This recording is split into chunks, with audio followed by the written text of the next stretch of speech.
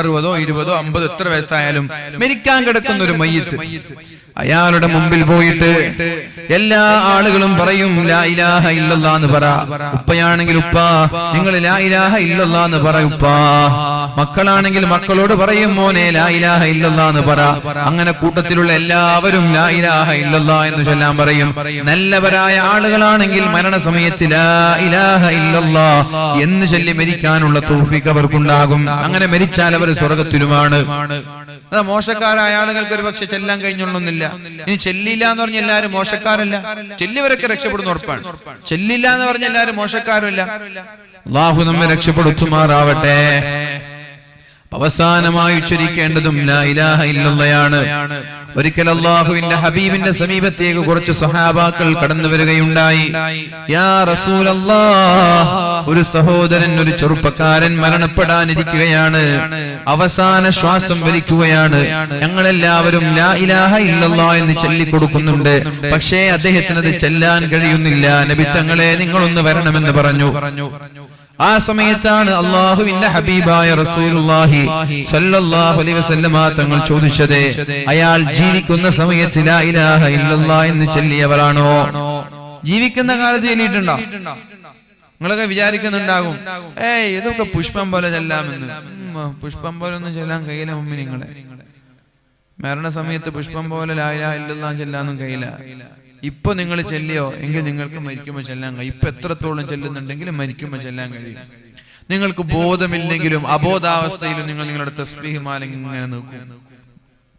ചെറുശ്ശേരി ഉസ്താദ്, നമ്മുടെ ശൈഖുന ചെറുശ്ശേരി ഉസ്താദ് ഒക്കെ അബോധാവസ്ഥയിൽ കിടന്ന് കുറെ കാലം, അപ്പോഴൊക്കെ കയ്യിലുള്ള തസ്ബീഹ് മാല ഇങ്ങനെ ഉരുട്ടിക്കൊണ്ടായിരുന്നു.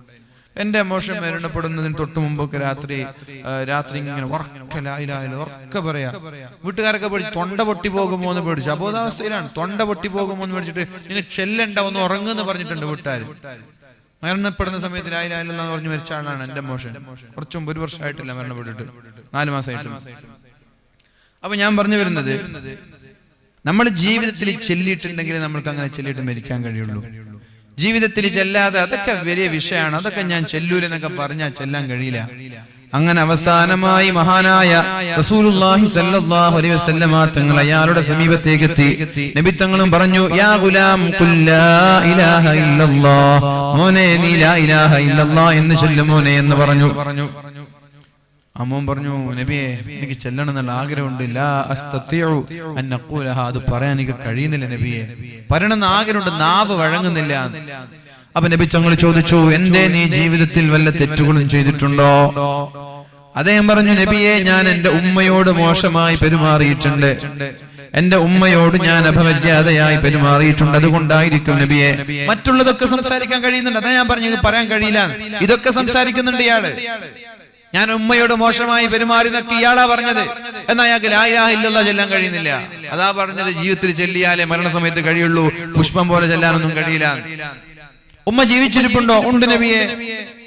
ഉമ്മ ജീവിച്ചിരിപ്പുണ്ടോ? ഉണ്ട്. ഉമ്മയെ വിളിച്ചു, ഉമ്മ നിങ്ങളുടെ മകൻ മരണസമയത്ത് ലാ ഇലാഹ ഇല്ലല്ലാഹ് എന്ന് ചൊല്ലിച്ച് മരിക്കാൻ കഴിയുന്നില്ല. ലാ ഇലാഹ ഇല്ലല്ലാഹ് ചൊല്ലാതെ മരിച്ചാൽ ഇയാൾ നരകത്തിന്റെ ശിക്ഷ അനുഭവിക്കേണ്ടി വരും ഉമ്മ. അതുകൊണ്ട് നിങ്ങളുടെ മകന് നിങ്ങൾ പുറത്തു കൊടുക്കണം, മാപ്പ് നൽകണം ഉമ്മ എന്ന് പറഞ്ഞു. ഉമ്മ പറഞ്ഞു, ഞാൻ മാപ്പ് കൊടുത്തോളാം എന്ന് പറഞ്ഞു. നബി തങ്ങൾ പറഞ്ഞു, അങ്ങനെ പറഞ്ഞിട്ട് കാര്യമില്ല, എന്നെയും ഇവിടെ ഇരിക്കുന്നവരെയും അള്ളാനെയും സാക്ഷി നിർത്തിയിട്ട് പറയണം, ഇന്നി ഉഷ്ഹിദു ബില്ലാഹി, അല്ലാഹുവിനെ കൊണ്ട്, അതേപോലെ തന്നെ നിങ്ങളെ കൊണ്ട് ഇവിടെയുള്ള എല്ലാ ആളുകളെയും സാക്ഷി നിർത്തിക്കൊണ്ട് ഞാൻ പറയുകയാണ്, എന്റെ മകന് ഞാൻ പുറത്തു കൊടുത്തു എന്ന് ആ മാതാവ് പറഞ്ഞു. ഉടനെ തന്നെ നബി തങ്ങൾ അയാളുടെ സമീപത്തേക്ക് പോയിട്ട് പറഞ്ഞു, യാ ഗുലാം ഖുൽ ലാ ഇലാഹ ഇല്ലല്ലാഹ്, മോനെ ലാ ഇലാഹ ഇല്ലല്ലാഹ് എന്ന് പറ. ഫഖാലഹാ, ഉടനെ തന്നെ അയാൾ ലാ ഇലാഹ ഇല്ലല്ലാഹ് പറഞ്ഞു.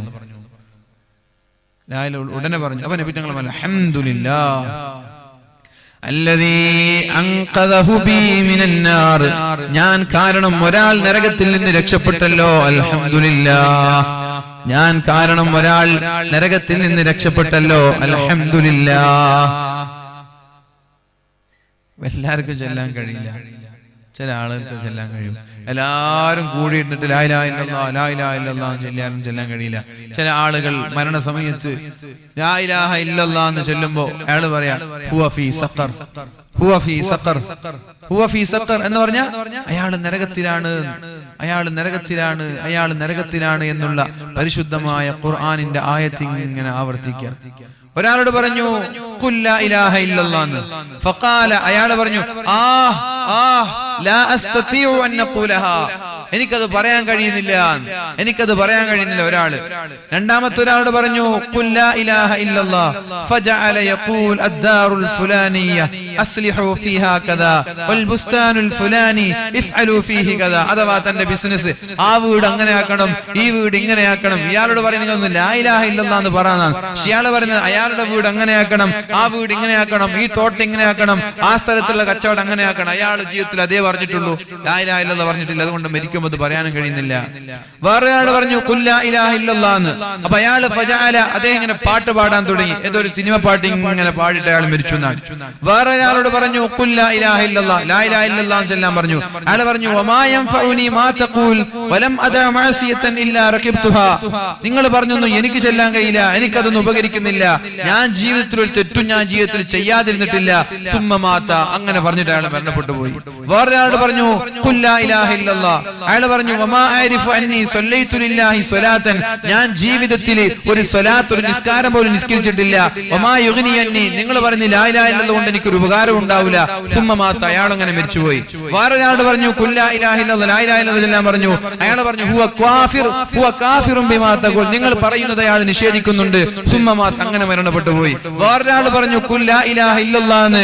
അയാൾ പറഞ്ഞു കുല്ലമാ അറത്തു അൻ നഖൂലഹാ ലിസാനി, എന്റെ നാവ് കൊണ്ട് ഞാൻ പറയാൻ തീരുമാനിക്കുമ്പോഴൊക്കെ ആരോ വന്നിട്ട് പിടിച്ചു വെക്കുന്നത് പോലെ എനിക്ക് പറയാൻ കഴിയുന്നില്ല. വേറൊരാൾ പറഞ്ഞു ഖുൽ ലാ ഇലാഹ ഇല്ലല്ലാഹ്, അയാൾ പറഞ്ഞു ലില്ലാഹി ഫലൈസ ലില്ലാഹ്, അല്ലാഹ് ഇല്ല, അല്ലാഹ് ഇല്ല. അതൊരു നിരീശ്വരവാദിയോടാണ് പറഞ്ഞത്. അയാൾ അല്ലാഹു ഇല്ല, അല്ലാഹു ഇല്ല എന്ന് പറഞ്ഞുകൊണ്ട് അയാൾ മരണപ്പെട്ടു പോയി. ഒരു കച്ചവടക്കാരനോട് പറഞ്ഞു ഖുൽ ലാ ഇലാഹ ഇല്ലല്ലാഹ് എന്ന്. അയാൾ പറഞ്ഞു ഹാദിഹിൽ ഖിത്അതു റഖീസ ഹാദാ മുശ്തരിൻ ജയ്യിദ് ഹാദിഹി കദാ, ഇത് പുതിയ സാധനമാണ്, ഇത് വിലയില്ലാത്ത സാധനമാണ്, അത് പഴയ സാധനമാണ് എന്നൊരു കച്ചവടക്കാരൻ ജീവിതത്തിൽ ലാ ഇലാഹ ഇല്ലല്ലാഹ് ചൊല്ലിയിട്ടില്ല. വേറൊരു കള്ളുകൂടിയാണ് പറഞ്ഞു ഖുൽ ലാ ഇലാഹ ഇല്ലല്ലാഹ്, നീ ലാ ഇലാഹ ഇല്ലല്ലാഹ് എന്ന് പറയണം. അപ്പൊ അദ്ദേഹം പറഞ്ഞു ഇശ്റബ് വസ്ഖിനി, നീ കുടിക്ക് എനിക്കും കുടിപ്പിക്കൂ. ഫമാത്ത്, അങ്ങനെ മരിച്ചു. നീ കുടിക്ക്, അയാൾ ഏറ്റവും കൂടുതൽ പറഞ്ഞതാണ് കള്ളുകുടിയൻ. ആ ബാറിൽ പോവാ, ഹോട്ടലിൽ പോവാ, എന്നിട്ട് അവിടെ പോയിട്ട് കള്ള് ഷാപ്പിൽ പോവാ, നീ കുടിക്ക് എനിക്കും കുടിപ്പിക്കുക. അയാളൊക്കെ പറഞ്ഞു മരണപ്പെട്ടു പോയി. വേറൊരാൾ പറഞ്ഞു ഖുൽ ലാ ഇലാഹ ഇല്ലല്ലാഹ്. അപ്പൊ അയാൾ പറഞ്ഞു ഐന ത്വരീഖു ഇലാ ഹമ്മാമി മൻജാബി, എവിടെയാണ് മഞ്ചാബിയുടെ വീട്ടിലേക്കുള്ള സ്ഥലം, വഴി ഏതാണെന്ന് ചോദിച്ച അയാൾ മരണപ്പെട്ടു പോയി. നോക്കണം, ജീവിതത്തിൽ എത്രയും കൂടുതൽ നിങ്ങൾ എങ്ങനെ ചെല്ലുന്നുണ്ടോ അതാണ് അവസാനം ഉണ്ടാവാൻ. ഇയാളുടെ ജീവിതത്തിൽ ഏറ്റവും കൂടുതൽ ചെല്ലിയത് വലിയൊരു സംഭവമാണ്, അതിന്റെ പിന്നിലുള്ളത് വലിയൊരു സംഭവമാണ്. അദ്ദേഹം ഒരു ദിവസം അദ്ദേഹത്തിന്റെ വീടിന്റെ അടുത്ത് നിൽക്കുകയായിരുന്നു. അദ്ദേഹത്തിന്റെ വീട് ഒരു പൊതു ടോയ്ലറ്റ്, പൊതു പബ്ലിക് ബാത്റൂം പോലെ അദ്ദേഹത്തിന്റെ വീട് തോന്നിച്ചിരുന്നു. ആ സമയത്ത് ഒരു പെണ്ണ് അദ്ദേഹത്തിന്റെ വീട്ടിലേക്ക് വന്നു. എന്നിട്ട് പെണ്ണ് ചോദിച്ചു മഞ്ചാബിയുടെ ബാത്റൂമിലേക്ക് പോകുന്ന വഴി ഏതാണെന്ന്. അപ്പൊ ഇയാൾ പറഞ്ഞു ഇതന്നെയാണ് മഞ്ചാബിയുടെ ബാത്റൂം. സത്യത്തിൽ അത് ബാത്റൂമല്ല, ഇയാളുടെ വീടാണ്. ആ പെണ്ണ് ബാത്റൂം ആണെന്ന് വിചാരിച്ച് ഇയാളുടെ വീട്ടിലേക്ക് കയറി. അയാളും ആ പെണ്ണിന്റെ പിന്നാലെ കയറി. അകത്തേക്ക് കയറി ഉടനെ വാതിലിന്റെ കുറ്റിയിട്ടു. പെണ്ണിന് മനസ്സിലായി എന്നെ പറ്റിച്ചതാണ് എന്ന്, വാതിലിന്റെ കുറ്റിയിട്ടു. അപ്പൊ പെണ്ണ് വേഗം ഒരു എന്നെ പറ്റിച്ചു എന്നുള്ള കാര്യം പെണ്ണിന് മനസ്സിലായപ്പോ പെണ്ണ് അമളി പറ്റിയത് പുറത്തറിയിക്കാത്ത രീതിയിൽ പെണ്ണിനും ഇയാളുടെ കൂടെ ഇങ്ങനെ സമയം ചെലവഴിക്കാൻ താല്പര്യമുള്ളതുപോലെ അഭിനയിച്ചു. എന്നിട്ട് പെണ്ണ് പറഞ്ഞു മാഷാ അല്ലാഹ്, ഇന്ന് നമ്മൾക്ക് രണ്ടുപേർക്കും ആരും കാണാതെ നല്ലൊരു സൗകര്യം എത്തിയിരിക്കുകയാണല്ലോ, അതുകൊണ്ട് നല്ല ഭക്ഷണവും നല്ല കള്ളൊക്കെ നിങ്ങൾ വാങ്ങിച്ചു വരൂ എന്ന് പറഞ്ഞു. ഇന്ന് രാത്രി നമ്മൾ കടിച്ചു പൊളിക്കാമെന്ന് പെണ്ണ് പറഞ്ഞു. അപ്പൊ ഇയാള് പറഞ്ഞു അസ്സാഅതു ആതിക്, ഞാൻ ഇപ്പൊ വരെ എന്തൊക്കെയാണ് വേണ്ടത് എന്നൊരു ബില്ല് വാങ്ങി. എല്ലാം വാങ്ങാൻ വേണ്ടി അദ്ദേഹം പെട്ടെന്ന് തന്നെ പുറത്തുപോയി. കാരണം പെണ്ണ് ഇങ്ങോട്ട് ഇനീഷ്യേറ്റ് എടുക്കുകയാണ്, പെണ്ണ് ഇങ്ങോട്ട് പറഞ്ഞതാണ് നമുക്ക് ഇന്ന് അടിച്ചു പൊളിക്കാം എന്ന്. അപ്പൊ അയാൾ എന്ത് ചെയ്തു, വാതിൽ പോലും പൂട്ടാതെ വേഗം ബില്ലുമായിട്ട് അങ്ങാടിയിലേക്ക് പോയി. ഇയാള് പോയ താമസം പെണ്ണ് സ്ഥലത്ത് നിന്ന് മുങ്ങി. പെണ്ണിന്റെ ഐഡിയ ആയിരുന്നത്. വാതിൽ പൂട്ടിയില്ല, പൂട്ടാൻ മറന്നു ഇയാൾക്ക്. ഇയാള് കള്ളും ഭക്ഷണക്കുമായിട്ട് മനസ്സിൽ നിറയെ ലഡുവായിട്ട് ഇങ്ങനെ വരിക, വീട്ടിലേക്ക് വരികയാണ്. ആ പെണ്ണുണ്ടാവുന്നുള്ള പ്രതീക്ഷയോടെ വീട്ടിലേക്ക് എത്തി. നോക്കുമ്പോ പെണ്ണില്ല. അപ്പൊ അദ്ദേഹം പാടാൻ തുടങ്ങി യാ റബ്ബ ഖായിലത്തിൻ യൗമൻ വഖദ് തഇബത് കൈഫ ത്വരീഖു ഇലാ ഹമ്മാമി മുൻജാബി. ഒരു ദിവസം എന്റെ വീട്ടിലേക്ക് വന്നിട്ട് എവിടെയാണ് മുൻജാബിയുടെ ബാത്റൂം എന്ന് ചോദിച്ച പെണ്ണെവിടെ എന്നിങ്ങനെ പാട്ട് പാടി ഭ്രാന്തനായ അയാൾ ആ പെണ്ണിനോർത്ത് ഭ്രാന്തനായി. അങ്ങനെ ഒരു ദിവസം ഇങ്ങനെ പാടി നടക്കുമ്പോഴാണ് 2 നിലയുള്ള വീടിന്റെ മുകളിൽ ഈ പെണ്ണിനെ കാണാനിടയായത്. ഇത് ഈ പെണ്ണ് കേട്ടു, ഈ പാട്ട് ഈ പെണ്ണ് കേട്ടു. യാ റബ്ബ ഖായിലത്തിൻ യൗമൻ വഖദ് തഇബത് കൈഫ ത്വരീഖു ഇലാ ഹമ്മാമി മുൻജാബി. പെണ്ണ് മുകളിൽ നിന്ന് അടുത്ത പാട്ട് പാടി അല്ലാ ജഅൽത സരീഅൻ ഇദ് ലഫിർത ബിഹാ ഹിർസൻ അലാ ദാരി ഔ ഖുഫ്ലൻ അലൽ ബാബി. എന്തേ മനുഷ്യ, തിരക്ക് കൂട്ടി വ്യഗ്രത കാണിച്ച് പുറത്തു പോകുമ്പോ വാതിലിന് കുറ്റിയിട്ടൂടായിരുന്നു നിങ്ങൾക്ക്? വാതിലിന് പൂട്ടിക്കൊണ്ടു പോകാമായിരുന്നില്ലേ? എങ്കിലും തിരിച്ചു വരുമ്പോൾ ഞാൻ അവിടെ ഉണ്ടാകുമായിരുന്നു എന്ന് തിരിച്ചു പാടി. ഇത് കേൾക്കുമ്പോൾ അയാൾക്കൊന്നും കൂടി ഭ്രാന്തായി. അങ്ങനെ അയാൾ മരിക്കാൻ കിടക്കുമ്പോൾ ആളുകളെല്ലാം ഒരുമിച്ച് കൂടി അദ്ദേഹത്തോട് ലാ ഇലാഹ ഇല്ലല്ലാഹ് എന്ന് ചൊല്ലാൻ പറഞ്ഞു. അയാൾ പറഞ്ഞത് എന്താണ്? കൈഫ ത്വരീഖു ഇലാ ഹമ്മാമി മുൻജാബി എന്ന് പറഞ്ഞ് മരണപ്പെട്ടു പോവുകയാണ് അയാൾ ചെയ്തത്. അപ്പൊ ജീവിതത്തിൽ എങ്ങനെ ഒരാൾ ജീവിക്കുന്നു അതാണ് മരണസമയത്ത് ചെയ്യുക. സിനിമ കാണാൻ ഇഷ്ടമുള്ള ആളുകൾ തിയേറ്ററിൽ മരിക്കും, കള്ളുകുടിയന്മാർ കള്ളുടിച്ച് മരിക്കും, തോപ ചെയ്യാൻ കഴിയില്ല, വ്യഭിചാരികൾ വ്യഭിചരിച്ചു കൊണ്ട് മരിക്കും, കഞ്ചാവുകാർ കഞ്ചാവ് അടിച്ചു മരിക്കും, രാത്രി രാവിലെ വരെ പോൺ വീഡിയോകൾ കാണുന്നവർ പോൺ വീഡിയോ കണ്ടുകൊണ്ട് മരിക്കും. എന്താ ജീവിതത്തിൽ കൂടുതൽ ചെയ്തത്? എപ്പോഴും പെണ്ണിന്റെ വർത്താനാണ്, വ്യഭിചാരത്തിന്റെ വർത്താനാണ്. എങ്കിലും വ്യഭിചരിച്ചുകൊണ്ടും ആ ഒരു വർത്താനത്തിനായിട്ട് മരിക്കും. അതുകൊണ്ട് എപ്പോഴും ജീവിതത്തിൽ നല്ലത് മാത്രം പറയാൻ വേണ്ടി ശ്രമിക്കുക. അല്ലാഹു റബ്ബ് സുബ്ഹാനഹു വ തആല തൗഫീഖ് ചെയ്യട്ടെ. സമയം വൈകുന്ന എനിക്കറിയാം, ഞാൻ എന്തായാലും 12 മണിയാകുമ്പോൾ ദുആ എടുക്കാൻ നിർത്തും ഇൻഷാ അല്ലാഹ്. 12 മണിയാകുമ്പോൾ ദുആ എടുക്കാൻ നിർത്തും. 11:35 ഇൻഷാ അല്ലാഹ്. റബ്ബ് സുബ്ഹാനഹു വ തആല ഈമാൻ സലാമത്തായി മരണപ്പെടാനുള്ള തൗഫീഖ് നൽകട്ടെ. ഒരാൾക്ക് എന്താണോ ഇഷ്ടമുള്ളത് അത് അയാൾ കൂടുതൽ പറയുമെന്നാണ്. ഇദാ അഹബ്ബ ശൈഅൻ അക്സറ ദിക്റഹു. ഒരാൾ ഒരു വസ്തു ഇഷ്ടപ്പെട്ടത് കൂടുതൽ പറയും. എന്താണോ ജീവിതത്തിൽ ഒരാൾ പറഞ്ഞത് അത് തന്നെയാണ് അയാളുടെ മരണസമയത്തും അയാൾ പ്രകടിപ്പിക്കുന്നത്. ജീവിതത്തിൽ എന്താണോ നമ്മൾക്ക് ഇഷ്ടം ആ ഒരു സാഹചര്യത്തിലും സന്ദർഭത്തിലായിരിക്കും നമ്മൾ മരിക്കുക.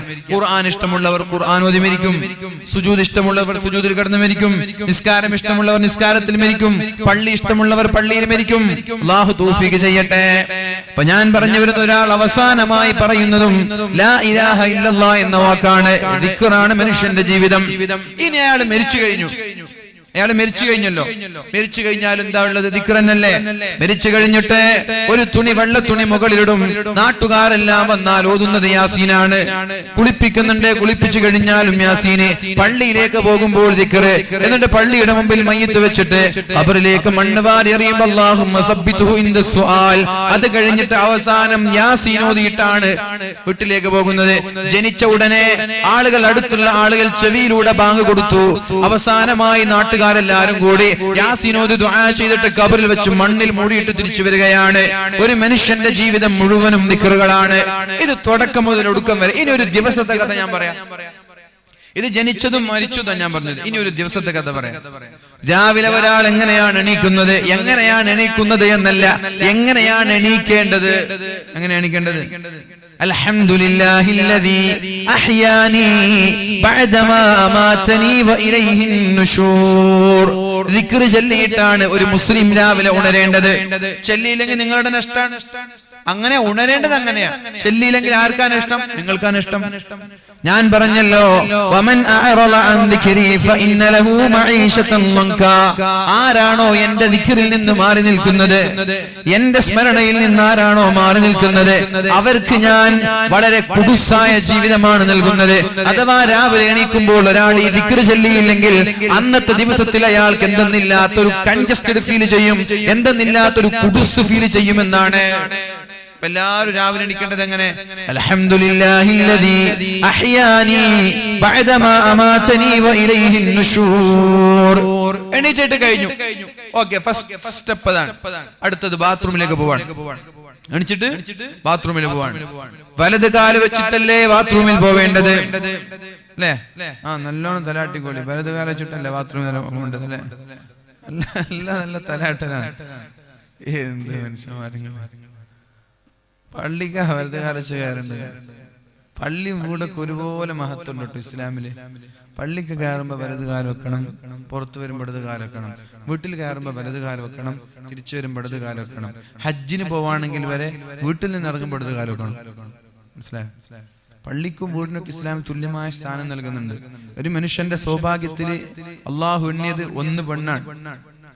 പെണ്ണ് സൗജത്തുൻ സാലിഹ, ഭർത്താവിനെ ദീനിയായ വിഷയത്തിൽ സഹായിക്കുന്ന പെണ്ണ് വലിയൊരു ഭാഗ്യാണെന്നാണ്. ലോകത്തിലെ അമൂല്യമായ മുത്താണ് അവൾ. അവൾ വലിയൊരു മുത്താണ്. പെണ്ണുങ്ങളെ മുത്തേന്നൊക്കെ വിളിക്കൂലെ ഭാര്യയെ. നിങ്ങളുടെ ഭാഗത്ത് ബക്കറ്റ് വരും, സ്ത്രീകളുടെ ഭാഗത്തും പുരുഷന്മാരുടെ ഭാഗത്തും ഒക്കെ ബക്കറ്റ് വരും. ആ ബക്കറ്റിൽ നിങ്ങൾക്ക് ഏറ്റവും ഇഷ്ടപ്പെട്ട സംഖ്യ നിങ്ങൾ ഇട്ടിട്ട് സഹകരിക്കുക. ഏറ്റവും ഇഷ്ടമുള്ള സംഖ്യ. എനിക്ക് തീരെ ഇഷ്ടമില്ലാത്തൊരു കേസാണ് ഈ ബക്കറ്റിൽ 10-20 ഒക്കെ ഇടുന്നത്. കാരണം ബക്കറ്റ് എന്ന് വെച്ചാൽ നിങ്ങളും നിങ്ങളുടെ റബ്ബ് മാത്രം കാണുന്ന ഒരു സദഖയാണ്. നിങ്ങളും നിങ്ങളുടെ റബ്ബ് മാത്രം കാണുന്ന സദഖയാണ് ബക്കറ്റ്. അപ്പൊ ആ ബക്കറ്റിൽ നിങ്ങൾ എന്ത് ചെയ്യാൻ പാടില്ല? ഓർക്കാൻ പാടില്ല. റബ്ബ് മാത്രം കാണുന്ന വളരെ സ്വീകാര്യമായ സദഖയല്ലത്, സ്വീകാര്യമായ സദഖയല്ലേ. അതുകൊണ്ട് എന്ത്, ഏറ്റവും നിങ്ങൾക്ക് ഇഷ്ടപ്പെട്ട സംഖ്യ കയ്യിൽ നിന്ന് ഇടുക. പെണ്ണുങ്ങളും ആണുങ്ങളൊക്കെ അള്ളാഹു തൗഫീഖ് ചെയ്യട്ടെ. അള്ളാഹു റബ്ബ് സുബ്ഹാനഹു വ തആല തൗഫീഖ് നൽകട്ടെ. അപ്പൊ ഞാൻ എന്താ പറഞ്ഞത്? വീടും പള്ളിയൊക്കെ ഇസ്ലാം ഒരുപോലെ നല്ല മഹത്വം നൽകിയ സ്ഥലങ്ങളാണ്. ഏറ്റവും വലിയ മുത്ത് പെണ്ണുങ്ങളെ മുത്തേ സത്തേ എന്നൊക്കെ വിളിക്കണം വേണം. അങ്ങനെ ആദ്യം മാത്രം വിളിച്ചാൽ പോരാ, മരണം വരെ വിളിക്കണം. കല്യാണം കഴിഞ്ഞ മുത്ത സത്യകാരലെന്നൊക്കെ വിളിക്കും. മൊബൈലൊക്കെ പഠിച്ചോനെ ഓരോരുത്തർ മൊബൈലൊക്കെ ഭാര്യന്റെ പേരൊക്കെ സേവ് ചെയ്തെന്ന് പഠിച്ചോ കാണാൻ ഞെട്ടിപ്പോവും. ഓ മൈ ലവ്, മൈ ജാൻ, സ്വീറ്റി. ഈ സ്നേഹം ഈ പ്രേമൊന്നും വീട്ടിലെത്തിയാണ്ടാവില്ല. മൊബൈലിൽ ആൾക്കാർ പ്രൊഫൈൽ പിക്ചർ വെച്ചിട്ടൊക്കെ നടക്കുമ്പോഴേക്ക് പഠിച്ചു എന്തൊരു സ്നേഹം ഓരോ രണ്ടാളും തമ്മിൽ. വീട്ടിലെത്തിയാ ഗിരിയും മറ്റേ പാമ്പും പോലെ ഉണ്ടാവുന്നുണ്ടാവും. അപ്പൊ മൊബൈൽ എഴുതിയൊക്കെയൊന്നും അല്ല മമ്മിങ്ങളെ, പ്രൊഫൈൽ പോകട്ടെ വെക്കലോ അല്ലേ സ്നേഹം എന്ന് പറഞ്ഞാല്. ചില ആളുകൾ അങ്ങനെ തെറ്റിദ്ധരിച്ചിട്ടുണ്ട്. സ്നേഹം എന്ന് പറഞ്ഞാൽ മരണം വരെ ഉണ്ടാവും. ഈ മുത്തേ സത്തേക്ക മരണം വരെ ഉണ്ടാവും. ഈ തുടക്കക്കാലത്തിന് മാത്രം ഉണ്ടായിട്ട് കാര്യമില്ല. അപ്പൊ ലോകത്ത് ഏറ്റവും വലിയ മുത്തേതെന്ന് വെച്ചാൽ പെണ്ണ് തന്നെയാണ്. ആരാന്റെ പെണ്ണല്ല, നമ്മുടെ പെണ്ണ്. നമ്മുടെ ദീനീ ബോധമുള്ള, നിങ്ങളെ ദീനിയായ വിഷയത്തിൽ സഹായിക്കുന്ന പെണ്ണാണെങ്കിൽ അവൾ മുത്താണ്, അവൾ മരതകമാണ്, അവൾ അമൂല്യമായ രത്നങ്ങളാണ്. അതിൽ യാതൊരു ഡൗട്ടില്ല. ഏറ്റവും വലിയ സമ്പാദ്യം നിങ്ങളുടെ സമ്പാദ്യത്തിൽ വീട്ടിന്റെ മുമ്പിൽ ഓടിയുണ്ട്, ബെൻസ് ഉണ്ട്, പോർച്ച് ഉണ്ട്, ഇനി റോൾസ് റോയ്സ് വരെ ഉണ്ടെന്ന് വിചാരിച്ചോ? അതൊക്കെ ഒന്നുമല്ല നിങ്ങളുടെ ഈ പെണ്ണിന് മുമ്പ്. നിങ്ങൾക്ക് കിട്ടിയ സൗഭാഗ്യ പെണ്ണാണ്, ദീനുള്ള പെണ്ണാണ്. പിന്നെ സൗഭാഗ്യം നിങ്ങളുടെ വീടാണ്, വിശാലമായ വീട്. അതൊരു ഭാഗ്യമാണ്. വീടിന് അല്ലാഹു ഒരുപാട് മഹത്വങ്ങൾ നൽകിയിട്ടുണ്ട്. വീടും വലിയൊരു സൗഭാഗ്യമാണ്. അപ്പോ വീട്ടിൽ നിന്ന് ഇറങ്ങേണ്ടത് ഇടത് കാല് വെച്ച്, പള്ളിയിൽ നിന്ന് ഇറങ്ങേണ്ടത് ഇടത് കാല് വെച്ച്, വീട്ടിൽ കയറേണ്ടത് വലത് കാല് വെച്ച്, പള്ളിയിൽ കയറേണ്ടത് വലത് കാല് വെച്ച്. ഒരു മനുഷ്യൻ രാവിലെ എണീക്കുന്നു, ദിക്ർ ചൊല്ലിയിട്ട് എണീക്കുന്നു, ബാത്റൂമിൽ പോകേണ്ടത് ഇടത് കാല് വെച്ചിട്ടാണ്. ഇടത് കാല് വെച്ച് പോകുമ്പോൾ ഒരു ദിക്റുണ്ട് അല്ലേ? അല്ലാഹുമ്മ ഇന്നി അഊദു ബിക മിനൽ ഖുബുസി വൽ ഖബായിസ്. പിശാചിൽ നിന്ന് നീ കാക്കണേ എന്നാണ് ആ ദിക്റിന്റെ അർത്ഥം. അല്ലാഹുമ്മ തുഹിർ ഖൽബി മിനൻ നിഫാഖി വഹസ്സിൻ ഫർജി മിനൽ ഫവാഹിഷ്. അല്ലാഹുവേ എന്റെ ഹൃദയത്തെ നിഫാഖിൽ നിന്ന്, കാപട്യത്തിൽ നിന്ന് കാക്കണേ. അല്ലാഹ് എന്റെ ഗുഹ്യാവയവങ്ങൾ ഹലാലിൽ മാത്രം ഉപയോഗിക്കാനുള്ള തൗഫീഖ് നൽകണേ എന്ന് മനോഹരിച്ചു തിരിച്ചു വരുമ്പോൾ നമ്മൾ ദിക്ർ ചൊല്ലണം. കയറുമ്പോ ദിക്റുണ്ട്, തിരിച്ചു വരുമ്പോഴും ദിക്റുണ്ട്. ഇനി ഭക്ഷണം കഴിക്കാൻ ടേബിളിൽ നിന്നാൽ ദിക്റുണ്ട്, ബിസ്മില്ലാഹിർ റഹ്മാനിർ റഹീം. ഭക്ഷണം കഴിച്ചു കഴിഞ്ഞാൽ ദിക്റുണ്ട്, അൽഹംദുലില്ലാഹ്. വീട്ടിൽ നിന്ന് ഇറങ്ങുമ്പോൾ ദിക്റുണ്ട്. എന്താണ് ദിക്ർ? ബിസ്മില്ലാഹി തവക്കൽതു അലല്ലാഹ് ലാ ഹൗല വലാ ഖുവത ഇല്ലാ ബില്ലാഹ്. വീട്ടിലേക്ക് കയറുമ്പോഴും ദിക്റുണ്ട്, ബിസ്മില്ലാഹിർ റഹ്മാനിർ റഹീം. അസ്സലാമു അലൈക്കും, ബിസ്മില്ലാഹിർ റഹ്മാനിർ റഹീം. വണ്ടിയിൽ കയറുമ്പോൾ ദിക്റുണ്ട്, സുബ്ഹാനല്ലദീ സഖറ ലനാ ഹാദാ ഹസ്ബുനല്ലാഹു നിഅമൽ വകീൽ. ഇറങ്ങി കഴിഞ്ഞാൽ അൽഹംദുലില്ലാഹ്. എവിടെ ദിക്റില്ലാത്ത? കയറുമ്പോഴും ഇറങ്ങുമ്പോഴും ദിക്റുണ്ട്. വസ്ത്രം ധരിക്കുമ്പോൾ ദിക്റുണ്ട്, കണ്ണാടി നോക്കുമ്പോൾ ദിക്റുണ്ട്. എവിടെയാ ദിക്റില്ലാത്ത? എവിടെ ദിക്റില്ലാത്ത? എല്ലാ മേഖലകളിലും ദിക്ർ തന്നെയാണ്. എന്നിട്ട് രാത്രി ഉറങ്ങാനായി മഗ്രിബ് നിസ്കാരം കഴിഞ്ഞാൽ ഒരുപാട് ദിക്റുകൾ. മുൽക്കുണ്ട്, സൂറത്തുൽ മുൽക്കുണ്ട്, സൂറത്തുൽ വാഖിഅയുണ്ട്. അതെല്ലാം കഴിഞ്ഞ് ഹദ്ദാദുണ്ട്. എല്ലാം കഴിഞ്ഞ് നിങ്ങൾ കിടന്നുറങ്ങുകയാണ്. കിടന്നുറങ്ങാൻ ചെല്ലുമ്പോൾ ബാത്റൂമിൽ ചെന്ന് വുളൂ ചെയ്യണം, പല്ല് തേക്കണം. തിരിച്ച് റൂമിലേക്ക് വന്നിട്ട് ബിസ്മിക അല്ലാഹുമ്മ അമൂതു വ അഹ്യാ ബിസ്മിക റബ്ബി വലഅതു ജംബി വബിക അർഫഉഹു ഇൻ അംസക്ത നഫ്സി ഫർഹംഹാ വഇൻ അർസൽതഹാ ഫഹ്ഫൽഹാ കമാ തഹ്ഫളു ബിഹി ഇബാദക الصالحين اللهم أسلمت نفسي إليك ووجهت وجهي إليك وألجأت ظهري إليك رغبة ورهبة إليك لا ملجأ ولا منجأ منك إلا إليك آمنت بكتابك الذي أنزلت ونبيك الذي أرسلت ذكر ഇങ്ങനെ ചൊല്ലിട്ട് നിങ്ങൾ ഉറങ്ങി. ആ ഉറക്കിൽ നിങ്ങൾ അങ്ങോട്ട് മരണപ്പെട്ടു പോയി. നിങ്ങൾ നേരെ സ്വർഗത്തിലേക്ക് പോവാ. ഈ ഉറക്കിൽ ഇതൊക്കെ ചൊല്ലിട്ട് നിങ്ങൾ ഉറങ്ങി. ഓർക്കിലും അങ്ങോട്ട് മരിച്ചുപോയി. ഓർക്കിൽ മരണപ്പെടാനുള്ള സാധ്യത കൂടുതലാണ്. ഉറക്കും മരണവും ഒന്ന് സെയിമാണ്. ഉറക്കെന്താണോ മരണം എന്താണോ അത് തന്നെയാണ് ഉറക്കം. മരണത്തിൽ എന്ത് പ്രോസസ്സാണോ നടക്കുന്നത് അതേ പ്രോസസ് തന്നെയാണ് ഉറക്കിൽ നടക്കുന്നത്. മരണത്തിലുള്ള പ്രോസസ് എന്താണ്? റൂഹിനെ മലക്കുകൾ കൊണ്ടുപോകുന്നു, അള്ളാഹുവിന്റെ അടുത്തുകൊണ്ട് വെക്കുന്നു. ഉറക്കിലും അതുപോലെ നിങ്ങൾക്ക് ഉറക്കം വരുമ്പോൾ നിങ്ങളുടെ ആത്മാവിനെ കൊണ്ടുപോകുന്നു, അള്ളാഹു പിടിച്ചു വെക്കുന്നു. രാവിലെ എണീക്കണം എന്ന് അല്ലാഹു തീരുമാനിച്ചാൽ ആ ആത്മാവിനെ തിരിച്ചേക്കുന്നു. നിങ്ങളിങ്ങനെ കണ്ണും തിമ്മി ഇങ്ങനെ കണ്ണും ചുരുട്ടി എണീക്കുന്നു. അല്ലാഹു എണീക്കരുതെന്ന് വിചാരിച്ചാൽ ആ ആത്മാവിനെ അവിടെ തന്നെ പിടിച്ചു നിർത്തും. മരണം ഉറക്ക് സെയിമാണ്. ഒരു വേദനയില്ലാതെ ഉറക്കിൽ മരണപ്പെടുന്നവർ ഒരു വേദന ഇല്ലാതെ മരണപ്പെടും. കാരണം അവരുറങ്ങിയതാണ്, തിരിച്ചു റൂഹിനെ അയച്ചിട്ടില്ല. രാവിലെ വന്നിട്ട് ഉമ്മ എന്ന് പറഞ്ഞ് മക്കൾ വിളിക്കും. എന്തുമ്മ? ഉമ്മ ഇന്നലെ ഉറങ്ങിയതാണ്. ഉമ്മക്ക് പോലും അറിയാതെ ഉമ്മ മരിക്കും. ഉപ്പയ്ക്ക് പോലും അറിയാതെ ഉപ്പ മരിക്കും. ഉറക്കലങ്ങോട്ടും വരും. അതാണ് ആ ദിക്റിന്റെ അർത്ഥം. നിന്റെ നാമം കൊണ്ട് ഞാൻ കിടന്നുറങ്ങുകയാണ്. ഇൻഷാ അല്ലാഹ് നാളെ എണീക്കുകയാണെങ്കിൽ നിന്റെ നാമം കൊണ്ടാണ് ഞാൻ എണീക്കുന്നത്. ഇൻ അംസക്ത നഫ്സി ഫർഹംഹാ, എന്റെ ആത്മാവ് നീ കൊണ്ടുപോവുകയാണല്ലോ, അതവിടെ പിടിച്ചു വെക്കുകയാണ്. അഥവാ എന്നെ നീ മരിപ്പിക്കുകയാണെങ്കിൽ ഫർഹംഹാ, എന്റെ ആത്മാവിനോട് നീ കാരുണ്യം ചെയ്യണേ അല്ലാഹ്. ഈ ഉറക്കത്തിൽ ഞാൻ മരിച്ചാൽ നീ എന്നെ ദയവ് ചെയ്ത് ശിക്ഷിക്കരുതേ, എനിക്ക് കാരുണ്യം ചെയ്യണം കേട്ടോ എന്ന് പറഞ്ഞിട്ട് ഉറങ്ങാൻ. വഇൻ അർസൽതഹാ, മരിപ്പിക്കാതെ നീ എന്നെ തിരിച്ചയക്കുകയാണ് എന്റെ ആത്മാവിനെ എങ്കിൽ ഫഹ്ഫൽഹാ കമാ തഹ്ഫലു ബിഹി ഇബാദക الصالحين. സ്വാലിഹീങ്ങളായ ആളുകളിൽ അല്ലാഹുവേ എന്നെ ഉൾപ്പെടുത്തണേ എന്നാണ് നമ്മൾ ദുആ ചെയ്യുന്നത്. ഇപ്പൊ രാവിലെ എണീക്കുകയാണെങ്കിൽ സ്വാലിഹീങ്ങളിൽ എന്നെ ഉൾപ്പെടുത്തണേ പഠിച്ചോനെ. ഞാൻ എണിച്ച എന്നെ നീ കമ്മത്തമ്മാടികളുടെ കൂടെ കൂട്ടത്തിൽ പെടുത്തല്ലേ റബ്ബേ. രാവിലെ തന്നെ എണിച്ച് ചങ്ങായിമാർ വിളിക്കാം, നമുക്ക് അങ്ങോട്ട് പോവല്ലേ, സിനിമ കാണാൻ പോവല്ലേ എന്നൊക്കെ പറഞ്ഞിട്ട് വിളിക്കുമ്പോൾ പഠിച്ചോനെ എന്നെ പെടുത്തല്ലേ പഠിച്ചോനെ, അയാൾക്ക് എന്നെ വിളിക്കാൻ തോന്നിപ്പിക്കല്ലേ റബ്ബേ, കഞ്ചാവ് അടിക്കാൻ എന്നെ കൊണ്ടുപോകല്ലേ പഠിച്ചോനെ, ഒന്ന് നന്നാക്കി റബ്ബേ. സ്വാലിഹീങ്ങൾക്കൊക്കെ നല്ല നല്ല ബന്ധങ്ങളിൽ ഉണ്ടാവും, എന്നെ അതുപോലെ കാത്തിരു റബ്ബേ എന്ന് പറഞ്ഞിട്ട് നമ്മൾ ദുആ ചെയ്തിട്ട് കിടന്നുറങ്ങുന്നത്. എവിടെ ദിക്റില്ലാത്ത പറ? എവിടെ ദിക്റില്ലാത്ത? കല്യാണം കഴിഞ്ഞു ദിക്റ്, കുട്ടി ഉണ്ടാവാൻ വേണ്ടി ശ്രമിച്ചു ദിക്റ്, കുട്ടി ഉണ്ടായി ദിക്റ്, കുട്ടി മരിച്ചു ദിക്റ്, കുട്ടി രാവിലെ എണീക്കുമ്പോ ദിക്റ്, കുട്ടി ഉറങ്ങുമ്പോഴും ദിക്റ്. ഇതൊന്നും നിങ്ങൾക്കില്ലേ? ഈ പറഞ്ഞ ദിക്റൊന്നും നിങ്ങൾക്കും നിങ്ങളുടെ ഭാര്യക്കൊന്നും ഇല്ലേ? മക്കൾ നന്നാവൂല, നിങ്ങൾക്കും നന്നാവൂല. ഈ ദിക്ർ, ഇതൊക്കെ ദിക്ർ എന്തിനാ തന്നതെന്ന് ചോദിച്ചാല് അല്ലാഹു പറഞ്ഞു,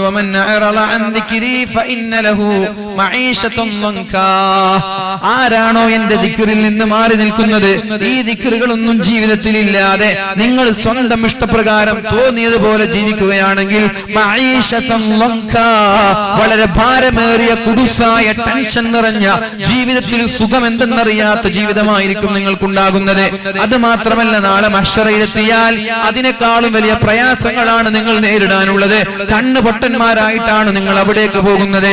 അപ്പോൾ അല്ലാഹു തആല നിങ്ങളോട് ചോദിക്കുന്നത്, ആ കണ്ണ് പൊട്ടന്മാരായ ആളുകൾ അല്ലാഹുവിനോട് ചോദിക്കുന്നത്, അല്ലാഹുവേ ലിമ ഹസർതനി അഅമാ, എന്തിനാണ് എന്നെ കണ്ണ് പൊട്ടനായി പുനർജനിപ്പിച്ചത്? ഭൂമിയിൽ എനിക്ക് കണ്ണുണ്ടായിരുന്നല്ലോ. അപ്പോൾ അല്ലാഹു പറയുന്ന മറുപടി, നീ എന്റെ ദൃഷ്ടാന്തങ്ങൾ കണ്ടപ്പോ അത് കാണാത്തതുപോലെ നടിച്ചിട്ടില്ലയോ? വഅല് പറഞ്ഞപ്പോ കേൾക്കാത്തതുപോലെ നടിച്ചിട്ടില്ലയോ? അപ്പോൾ ഞാൻ നിന്നൊന്നും ചെയ്തിട്ടില്ലല്ലോ. നീ എന്നെ അന്ന് മറന്നതുകൊണ്ട് ഇന്ന് ഞാൻ നിന്നെ മറക്കുകയാണെന്ന് അല്ലാഹു പറയുമെന്ന് പരിശുദ്ധ ഖുർആനിൽ അല്ലാഹു പഠിപ്പിക്കുന്നുണ്ട്. ഇനി ഒരാൾ ദിക്റിൽ അധിഷ്ഠിതമായി ജീവിക്കുകയാണെങ്കിലോ, അലാ ബിദിക്രില്ലാഹി തത്മഇന്നുൽ ഖുലൂബ് الذين آمنوا وتطمئن قلوبهم بذكر الله.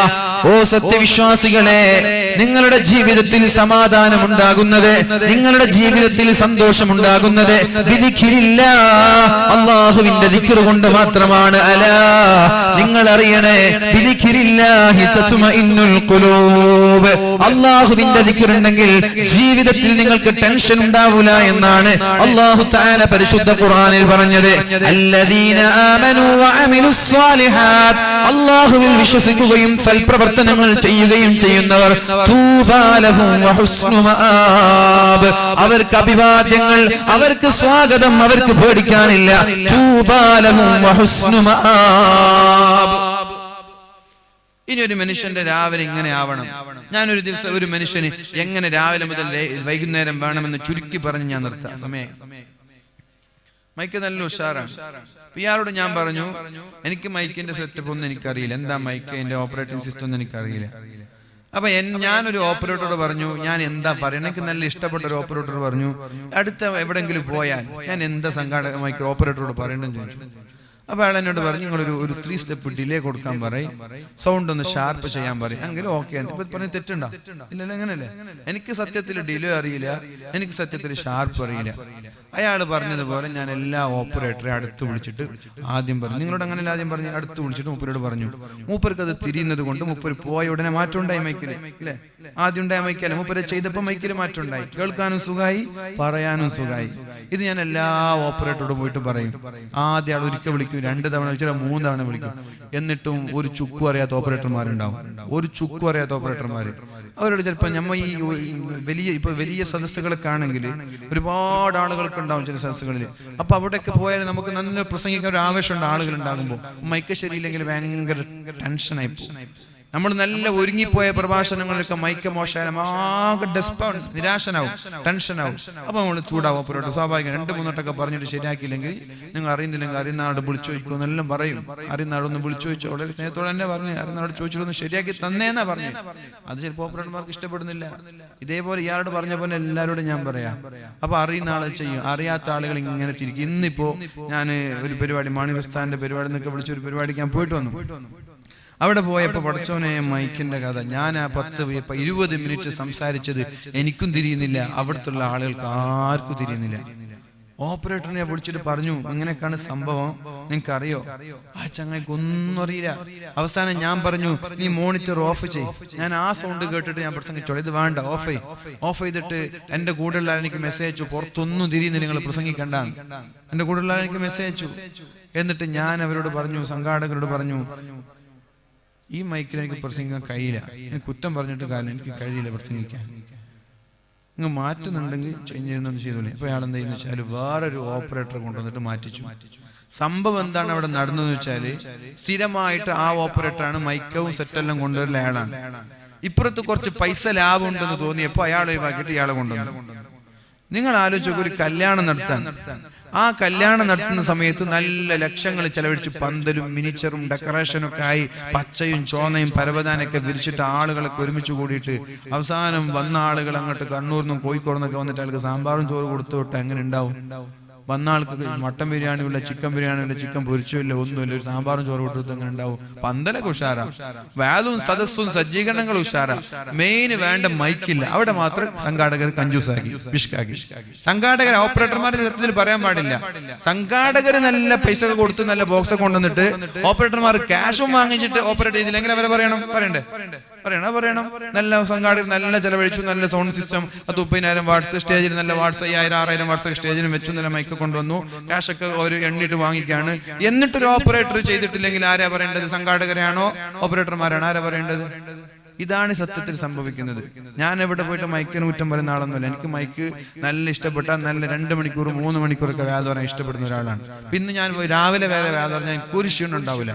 ഞാൻ നല്ല മൈക്ക് നല്ല വേദ പറയാറുണ്ട്. പക്ഷെ മൈക്കിന് ഓപ്പറേറ്റർമാർക്ക് അറിഞ്ഞില്ലെങ്കിൽ വിഷമം ഉണ്ടാവാറുണ്ട്, കുറ്റം പറയാറുണ്ട്. അതിനെ മാത്രം വീഡിയോ എടുത്ത് ക്ലിപ്പാക്കിയിട്ട് പുറത്ത് അയച്ചിട്ട് എന്തുണ്ട് കാര്യമില്ല. ഓപ്പറേറ്റർമാരോട് പ്രത്യേകം പറയുന്നത്, ഓൺലൈനാണ്, എല്ലാവരും കേൾക്കുമല്ലോ. എന്നെ വാട്സ്ആപ്പ് ഗ്രൂപ്പിലേക്ക് ആഡ് ചെയ്തിട്ടുണ്ട് ഓപ്പറേറ്റർമാർ. ആ ക്ലിപ്പ് ഇട്ടിട്ടേ വാട്സ്ആപ്പ് ഗ്രൂപ്പിൽ ആഡ് ചെയ്തിട്ട് എന്നോട് ചോദിച്ചു, നിങ്ങൾക്ക് പിന്നെ ഷാർപ്പ് എന്തെന്നറിയോ, നിങ്ങൾക്ക് മറ്റേ ഡിലേ എന്തെന്നറിയോ എന്നൊക്കെ ചോദിച്ചിട്ടുണ്ട്. ഞാൻ എന്നോട് പറഞ്ഞു, എനിക്കൊന്നും അറിയില്ല, സത്യത്തിൽ ഒന്നും അറിയില്ല. എനിക്ക് ഇങ്ങനെ ചെയ്തെന്നാ ഒരുപാട് ആളുകൾ അറിയുന്ന ആൾ ചെയ്തിരുമ്പോൾ തൃപ്തിയാവുന്നുണ്ട്, അറിയാത്ത ആളെ ഞാൻ പറയാറുണ്ട്. സംഭവം അതാണ്. ഇനി ഏത് സംഘാടകരാണെങ്കിൽ നല്ല മൈക്ക് വെക്കാൻ, നല്ല ഓപ്പറേറ്റർമാരെ വിളിക്കുക. അല്ലാഹു റബ്ബ് സുബ്ഹാനഹു വ തആല അദ്ദേഹത്തിന് ആഫിയത്തും ആരോഗ്യമൊക്കെ അള്ളാഹു നൽകട്ടെ.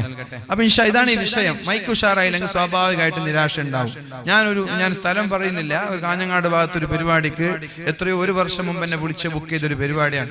ഞാൻ നന്നായി പ്രിപ്പയർ ചെയ്ത പരിപാടിയാണ്. കാരണം അതിനു മുമ്പ് ഒരു പരിപാടിക്ക് ഞാൻ അവിടെ പോയി, അവർക്ക് ഭയങ്കര ഇഷ്ടപ്പെട്ടവർ. അതുകൊണ്ട് ആ സമയത്ത് തന്നെ ഇനി ഒരു വലിയൊരു പരിപാടി വെക്കുന്നുണ്ടെന്നൊക്കെ പറയും. 30 ലക്ഷമൊക്കെ സദസ്സിന് ചെലവഴിച്ചൊരു പരിപാടിയാണ്. 30 ലക്ഷം സദസ്സിന് ചെലവഴിച്ച പരിപാടി. സ്റ്റേജിൽ കയറി നോക്കുമ്പോൾ എനിക്ക് പ്രസംഗിക്കാൻ കഴിയുന്നില്ല. സൗണ്ട് ആണെങ്കിൽ മോണിറ്റർ ഒന്നും തിരിയുന്നില്ല. എനിക്ക് എന്താ പ്രസംഗം എനിക്ക് തിരിയുന്നില്ല. അപ്പൊ ഞാൻ അവരോട് രഹസ്യത്തിന് ഈ പറഞ്ഞ പോലൊക്കെ പറഞ്ഞു, എല്ലാം പറഞ്ഞു കൊടുത്തു. എന്നിട്ടും ശരിയാവുന്നില്ല. കാരണം ഞാൻ ഒരുങ്ങിയിട്ട് പ്രിപ്പയർ ആയി പോയൊരു പരിപാടിയാണ്. ഒന്നും എനിക്ക് തൃപ്തിയാവുന്നില്ല. ആ സമയത്ത് ഞാൻ സംഘാടകരോട് ഞാനല്ലാതെ വേറൊരു മനുഷ്യൻ ഇങ്ങനെ പറയില്ല, ഞാനല്ലാതെ വേറൊരു പ്രഭാഷകർ ഇങ്ങനെ പറയില്ല. ഞാൻ പറഞ്ഞു എനിക്ക് നാളെ ഫ്രീ ആണ്, ഞാൻ വന്നിട്ട് നാളെ പ്രസംഗിക്കാം. മനസ്സിലായോ? നിങ്ങൾക്ക് ഏതെങ്കിലും പ്രഭാഷകനെ പറയുന്നു നോക്കോ, നാളെ എനിക്ക് ഫ്രീ ആണ്, ഞാൻ നാളെ വന്നിട്ട് പ്രസംഗിക്കാം. കാരണം നാളെ അവിടെ വലിയ പ്രഭാഷകനൊന്നുമില്ല, നാളെ അവിടെ പ്രഗത്ഭനായ ഒരു പ്രഭാഷകനൊന്നും അവിടെ ഇല്ല. അവിടെ ഇങ്ങനെ ഖുർആൻ മത്സരമാണ് നടക്കുന്നുള്ളത്. അതുകൊണ്ട് നാളെ രാത്രി ഞാൻ വന്നിട്ട് പ്രസംഗിക്കാം, നിങ്ങൾ നാളേക്ക് മൈക്കെല്ലാം ശരിയാക്കി വെക്ക്. സംഘാടകരോട് രഹസ്യമായിട്ട് ചോദിച്ചു. ആ സംഘാടകൻ എന്നോട് പറഞ്ഞു, ഫസ്റ്റ് പറഞ്ഞു നോക്കട്ടെ, നിങ്ങൾ ഓഡിയൻസിനോട് ചോദിക്കുന്നതിനോട് പറഞ്ഞു. അപ്പൊ ഞാൻ മൈക്കിൽ ഇവിടെ ചോദിച്ചു, അങ്ങനെ ചെയ്താൽ മതിയോ? അത് ലാസ്റ്റ് പറഞ്ഞ് പാണ്ഡ്യൻ തന്നെ പ്രസംഗിക്കുന്നു. അങ്ങനെ ഞാൻ 1-2 മണിക്കൂർ പ്രസംഗിച്ചു. അത് ഭയങ്കര നാട്ടുകാർക്ക് വിഷമമുണ്ടോ? സ്വാഭാവികം, നാട്ടുകാർ ഭയങ്കര വിവാദമാക്കിയിട്ടുണ്ട്. പക്ഷെ നമ്മുടെ ഭാഗം കൂടി ചിന്തിക്കണം. ഞാൻ നാളെ പ്രസംഗിക്കും, ഒരു പ്രഭാഷകനും പറയില്ല അവര് പ്രസംഗിച്ചിട്ട് പൈസ വാങ്ങിച്ചിട്ട് പോകും. ഞാൻ പറഞ്ഞു എന്താ, എനിക്ക് പൈസ ഞാൻ വാങ്ങൂല, ഞങ്ങൾക്ക് പ്രസംഗിച്ച് തൃപ്തിയായില്ലെങ്കിൽ പൈസ വാങ്ങാനേ താല്പര്യമില്ലാത്ത ഒരാളാണ് ഞാൻ. അവിടെ തൊട്ടടുത്ത് നമ്മുടെ ഏണിയാടി വന്നിട്ടുണ്ട് കുറച്ചു മുമ്പ്.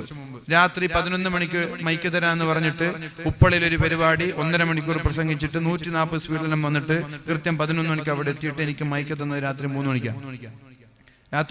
എനിക്ക് മൈക്ക് തന്നു. ഞാൻ അവിടെ ഭക്ഷണം കഴിക്കുന്ന വീട്ടിൽ ഒരുപാട് നേരം കാത്തിരുന്നു മൈക്ക് കിട്ടാൻ വേണ്ടിയിട്ട്. അന്ന് സ്റ്റേജിൽ പോയിട്ട് ഇതൊരു തങ്ങൾ ഇങ്ങനെ പ്രസംഗിക്കുകയാണ്. തങ്ങൾ കഴിഞ്ഞിട്ട് ഇതൊരു പ്രഭാഷകൻ ഇങ്ങനെ പ്രസംഗിക്കുകയാണ്. പ്രഭാഷണം കഴിഞ്ഞിട്ട് ഒരു തങ്ങളുണ്ടായി. തങ്ങൾ അങ്ങോട്ട് 1.5 മണിക്കൂർ പ്രസംഗിച്ചു. ഞാൻ സ്റ്റേജിൽ 3 മണിക്ക് എനിക്ക് മൈക്ക് കിട്ടി. ഞാൻ പറഞ്ഞു ഇത് ഉറങ്ങേണ്ട സമയമാണ്, ഇത് പ്രസംഗിക്കേണ്ട സമയമല്ല. എനിക്കിപ്പോൾ പ്രസംഗിച്ച എന്തും തിരിയില്ല, അതുകൊണ്ട് ഞാൻ പ്രസംഗിക്കുന്നില്ല. അസ്സലാമു അലൈക്കും വറഹ്മത്തുള്ളാഹി എന്ന് പറഞ്ഞ് ഇറങ്ങി. വണ്ടിയുടെ വാടക പോലും ഞാൻ വാങ്ങിച്ചിട്ടില്ല. കാസർഗോഡ് നിന്ന് ഏകദേശം ബന്ധെടുക്കുക കേണിയാടിക്ക് പോകാൻ എത്ര കിലോമീറ്റർ ഉണ്ടെന്ന് വെച്ചാൽ മതി. ഞാൻ പ്രസംഗിക്കാൻ സ്ഥലത്ത് ഞാൻ വണ്ടി വാടക ഞാൻ വാങ്ങാറില്ല. ഇതൊക്കെയാണ് സംഭവം. ജനങ്ങൾ എന്തൊക്കെയോ പ്രചരിപ്പിക്കും. അതൊക്കെ അതേപോലെ ഒരു ദിവസം ഹർത്താലുണ്ടായി. അന്ന് ഞാൻ മലപ്പുറം ജില്ലയിലേക്ക് പോവാണ് കാർ എടുത്തിട്ട്. പകുതിയാകുമ്പോൾ കാഞ്ഞങ്ങാടെത്തുമ്പോൾ എന്റെ വണ്ടി റിസർവായി ഓയിൽ. എവിടെ നോക്കിയാലും പമ്പില്ല. അങ്ങനെ ഉരുട്ടി കണ്ണുരത്തിയപ്പോൾ അവിടെ മാഹിയിലുള്ള ഒരാൾക്ക് വിളിച്ചു, മാഹി പമ്പ് തുറന്നിട്ടുണ്ടോ? ഇല്ല എന്ന് പറഞ്ഞു. മാഹി പമ്പ് തുറന്നിട്ടില്ല എന്ന് പറഞ്ഞു. എന്നിട്ട് ഞാൻ എന്ത് ചെയ്തു, കണ്ണൂർ റെയിൽവേ സ്റ്റേഷനിൽ കാറ് വെച്ചിട്ട് അവിടുന്ന് ഞാൻ തന്നെ AC ടിക്കറ്റ് എടുത്തിട്ട്, ഞാനിവിടെ ഡ്രൈവറുണ്ട്, 2 പേര് AC ടിക്കറ്റ് എടുത്തിട്ട് ഞങ്ങൾ ഇങ്ങോട്ട് പോയി. അവിടെ പോയിട്ട് പ്രസംഗിച്ചു. എനിക്ക് അവർ 10,000 രൂപ തന്നു. എനിക്ക് വണ്ടിക്ക് ചിലവ് ഏകദേശം 1000 രൂപ, 1000 മുകളിൽ എന്തുണ്ട് ട്രെയിനിന്റെ ചിലവുണ്ട്. എന്റെ വണ്ടി അന്ന് രാത്രി ഡ്രൈവർ തിരിച്ചു വന്നിട്ട് എന്റെ വണ്ടി എടുത്തിട്ട് മലപ്പുറത്തേക്ക് വന്നു. വണ്ടി വാടക ഞാൻ വാങ്ങിച്ചിട്ടില്ല. 2-5-6,000 രൂപ ചിലവ് തന്നെ ഉണ്ട്. എന്നിട്ട് ആ സംഘാടകർ എന്റെ കുറ്റം പറഞ്ഞെന്താ അറിയോ, ഞാൻ പോയിട്ട് അവിടെ പിരിച്ചിട്ടില്ല. മനസ്സിലായോ? ഞാൻ പോയിട്ട് പിരിച്ചിട്ടില്ല. പിരിക്കാൻ പറഞ്ഞപ്പോ ഞാൻ പറഞ്ഞു പ്രസിഡന്റ് ആരാന്ന് ചോദിച്ചു. എന്നോട് പറഞ്ഞു പിരിക്കണം. പ്രസിഡന്റ് ആരാന്ന് ചോദിച്ചാൽ പ്രസിഡന്റ് പറഞ്ഞു, പ്രസിഡന്റിനോട് മുസ്കാര കുപ്പായം പിരിക്കാൻ വേണ്ടിയിട്ടാണ് 1000 രൂപ. ഞാൻ പറഞ്ഞു പ്രസിഡന്റ് നിങ്ങൾ ആദ്യം ഒരു മുസല്ല വാങ്ങിയിട്ട് പ്രസിഡന്റിന് 1000 രൂപ കൊന്നു കൊടുത്തു. പിന്നെ സെക്രട്ടറി ആരെന്ന് വെച്ചു, സെക്രട്ടറിക്ക് ഒന്ന് കൊടുത്തു 1000 രൂപയ്ക്ക്. ട്രഷറർ ആരാന്ന് വെച്ചു, ട്രഷറിന് 1000 രൂപ കൊടുത്തു. അങ്ങനെ സദസ്സിലുള്ള കൊടുത്തു. അവസാനം ഞാനൊന്ന് വാങ്ങിച്ചു 1000 രൂപയ്ക്ക്.